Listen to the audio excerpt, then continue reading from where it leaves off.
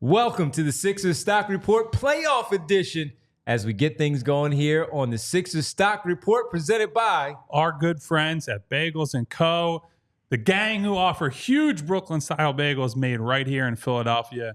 15 to 20 different types of bagels you can get there anytime. They rotate seasonally. 30 different flavors of cream cheese, sports team-themed cream cheeses, and oh yeah, by the way, affordable. On top of that, you can get premium coffee at a superior price to most national brands and chains. To get those Brooklyn-style bagels made right here in Philadelphia, head to www.thebagelsandco.com/store-locator to find the closest Bagels & Co. near you. All right, we're going to do a little different stock up, stock down this week because it is a playoff edition, not just the 76ers series. You're telling me other basketball exists right now? Maybe around the association. Throw a few things in there as well. Let's get started. Let me begin throwing for you guys. You know what Joel Embiid and Tyrese Maxey have done in the series so far, averaging over 30 apiece for the series through 3 games against the New York Knicks. How about we start off with a little Kyle Lowry, stock up, stock down, because we didn't know what we were going to get from him in terms of minutes played in a playoff series. How important would he be? Stock up, stock down, fellas. Kyle Lowry. That's an easy one, right? Oh. I mean, he's your third best player right now. Averaging 11.7 points so far through the first 3 games of this playoff series. Yeah, stock up through the roof. My whole concern, and I should say our whole concern for Lowry when they acquired him was how much can you actually expect him to play? And frankly, delivering him to this moment in fairly good health. And there was a scare at the end of game 2, on top of everything else that went wrong. He got pulled from that game and looked like he had some kind of leg or knee injury. Right. And, he's everyone has to hold their breath. Yeah, the hockey term. So on top of that, we're just like, can he stay healthy for a playoff run? Well, he's been out there making a real impact. I think Derek has pointed out quite often, you can see the value of his intelligence and his smarts on the defensive end of the floor as much as on the offensive end, getting his hands on balls for deflections or those pokeaways from behind. A guy might go by him or go by a teammate, and he just slides in there, pokes it out, and the Sixers are getting a transition break the other way. I hate to give it to Raptors fans who give me grief all the time, but maybe they were onto something all those years in Toronto, and they were preaching the Kyle Lowry gospel when nobody else would listen. I think if they had gotten Kyle Lowry in here a few years ago while he still had some real juice left in his legs, you might be talking about the difference between second-round exits and potential finals runs. Yeah. I'm not saying Kyle Lowry would have come here and they're winning the championship, but I think certainly if you see him at age 38 making plays and making a difference for this team, you could obviously make the case that younger Kyle Lowry could have been the difference in some of these very tight playoff series. Well, and more important than that, like his fit with Tyrese Maxey, while not perfect because they're both short, is pretty darn close to perfect in terms of how they approach a game, how they approach the position, what their skill sets are, and how they play off of each other. If he was 5 years younger, this would be a really good spot. Even still, he has been one of your most important players in a series where you've got obviously Joel Embiid and Tyrese Maxey playing at an exceptionally high level and a whole lot of question marks outside of that, including a $40 million question mark on a night-to-night basis. You have gotten some good defensive contributions up and down the roster. Not just the $40 million guy, but also, Kelly has been real good. Is it a question mark when you're just bad all the time? That's a fair point. Some might say he's sabotaging, but maybe not. We'll see. You need somebody to step into a role to give you a consistent stabilizing force, and that has been a guy that you picked up at the buyout market. It's pretty wild. The Miami thing before he went to Miami was a real thing of the interest level with Kyle Lowry coming to Philadelphia. The only knock in Kyle Lowry in this series, speaking of game 2, the 2 free throws missed in the fourth quarter was the only knock on Kyle Lowry. Also, if you could just found a way to come up with that loose ball. Yeah. Before when he got the steal? When he was laying on top. When he was laying on the ball, I still don't entirely know, like, him missing that loose ball, Tyrese Maxey turning into Nelson Aguilar at the worst possible second, not being able to catch that inbounds pass. Nelson Aguilar getting interfered with by the quarterback multiple times. Tyrese had his hands on that pretty well. I don't know how it pass interference going on there. It kept bouncing off of his hand. I'm just saying it was a bad opportunity to wear oven mitts while trying to catch an inbounds pass.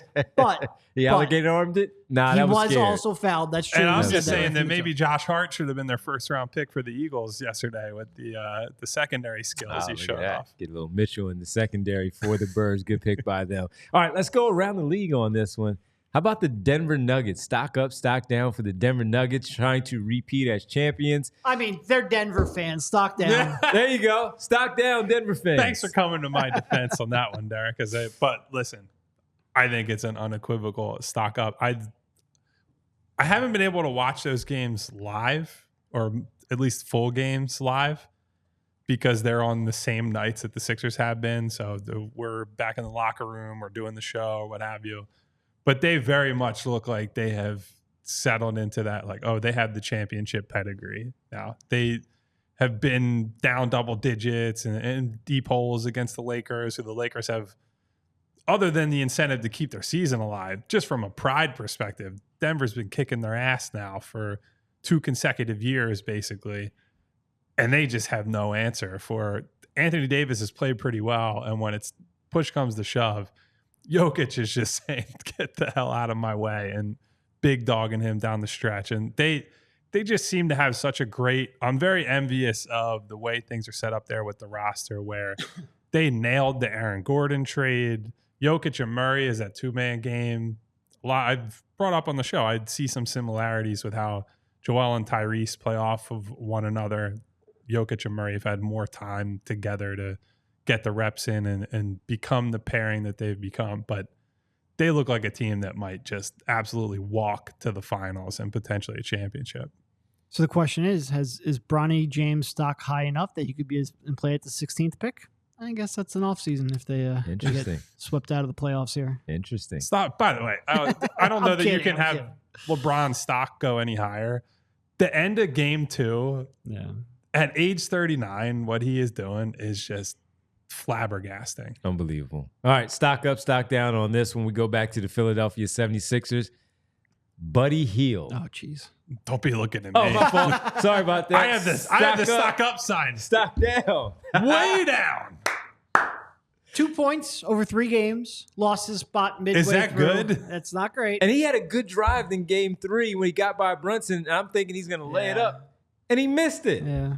I don't know. He had a pretty good open look from the corner, too. That was a great offensive rebound from Paul Reed. Yeah. And then doing what Paul Reed typically doesn't do. We worry about him trying to go up. He pivoted, found Buddy Hield in the corner, wide open, and he blew it.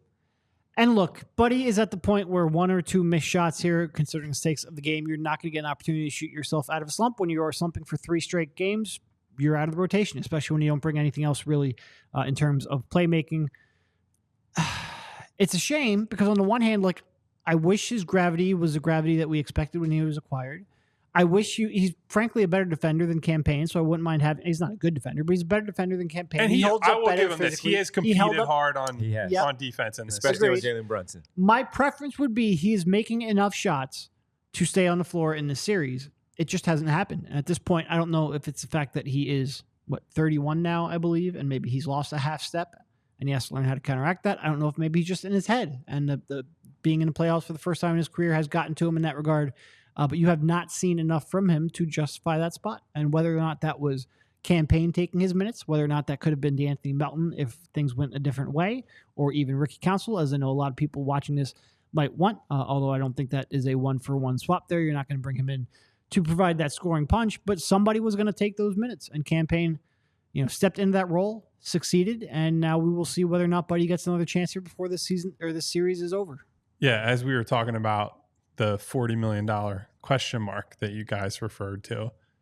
Contract years can go one of 2 ways, right? Some guys rise to the occasion and say, this is my opportunity. Buddy had a pretty nice sized deal for his last contract that's coming to an end right now. It's part of why there was not a ton of interest from the Sixers end, even as fans were clamoring for him over the years, is that they didn't want to be locked into that previous long-term money he was on. Well, this was a chance. They gave up 3 second-round picks for him to say, all right, we want him now, but there's potential to keep Buddy around. And I'm not saying that I wouldn't completely write off the possibility of him returning, but he's not presenting any urgency for the Sixers or anyone else to be like, yeah, we got to pony up for this guy. Because this is the time of year you got to come through. You got to deliver. You have to show confidence and frankly, hit shots. Hit shots. Do your job. Do the thing that is your number one skill, allegedly, in the biggest of games. And not only is he not making shots, it's been tough for him to even get shots up in this series. So I would imagine in the eyes of the Sixers, but also around the league, there are a lot of people looking at him sideways like, I don't know, man. I don't know what next year is going to bring for him. So unfortunate for him, also unfortunate for the Sixers, who, as Derek said, could use his skill set.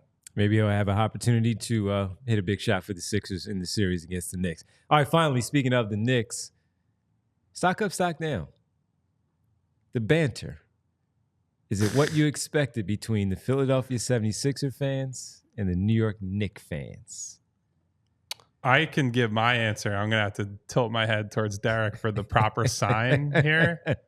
I think it started very strong. We were arguing about chopped cheeses, talking about free Max B and all kinds of other ridiculous. Are you talking about like the banter in our chat or like in person, the fans that came down to the Wells Fargo Center all from New of York? it. You can combine it all, whatever one you want, because there were celebrities. There are people in our chat. Well, no, hold on.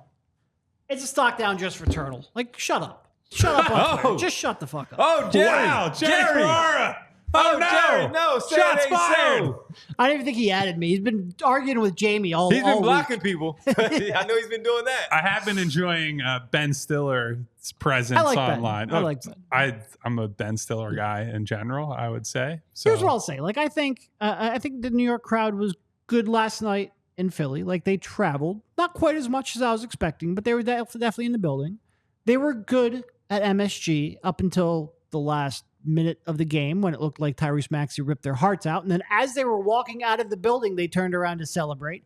A lot of frauds that were down on their team true. and giving up. You did say that. They were leaving, yeah. But I think they're a good... and like has it been a good back and forth between the Sixer Discord fans? and our fans, I think. The chat. But I will say, the last 48 hours, the whining about the referees has overtaken all of that. And that's why I'm stocked down on this. I'm both sides of it. It has just devolved into... And at least the Sixers fans legitimately got robbed of a game. They had agreements, right? Yeah. Like the NBA came out and admitted, like, hey, we screwed up. We basically gave the Knicks the game in the final 30 to 45 seconds. Meanwhile, we're talking, oh, he shot this many free throws. It's like, guys, a little self-awareness on both sides would be nice. And I would like to get back to making fun of bodegas, yes. Comparing the cheesesteak to the chopped cheese, talking about the $100,000 seats for people who don't care at the games. That stuff's all funny. Like that's great. That's good banter. That's good back and forth. And I do still think that is within the Knicks fans and Sixers fans, for that matter, to get back there. If people are just going to whine the rest of the series, I'm just checking out. I'm not paying attention to it anymore. I'm certainly not going to argue with characters or actors who play characters on Entourage. I'll say that. I like Turtle. I do. I have no beef with him. I haven't gotten into it with him. In fact, he helped boost our one of our accounts. So shout out to Turtle. No question. Shout out to Jerry, I should say. I'm sure he doesn't like being called Turtle. So I'll refer to him by his government name. He's blocking people, boy. Hey, man, you got into it. You got to take it while you're auditioning it. So you got to do that, man. Stop. Don't do that. But yeah, man. I block people. I have no problem blocking you. If you're not respectful, I'll block you. That's fine. That's fine. Fair. All right. But he is an actor, so it's just like, all right. Yeah. Let's see. Did he interact with me at all? My mentions after I posted the last minute report, my mentions were screwed for days, so I haven't actually seen. I'm going to check because I know Jamie, one of our Phillies hosts here, has been talking about Jerry being active on Twitter. I don't know if he's actually tried to go at me at all, so I will check that. Well, it was all good, fun stuff, courtesy of Kelly Oubre. We appreciate that.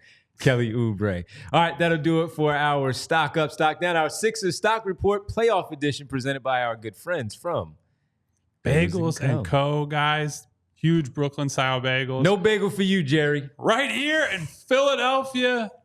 Great variety. Tons of different types of spreads and cream cheeses. Affordable prices on the bagels and the coffee. Go to www.thebagelsandco.com/store-locator to find the closest Bagels & Co. near you. And bring Derek a coffee.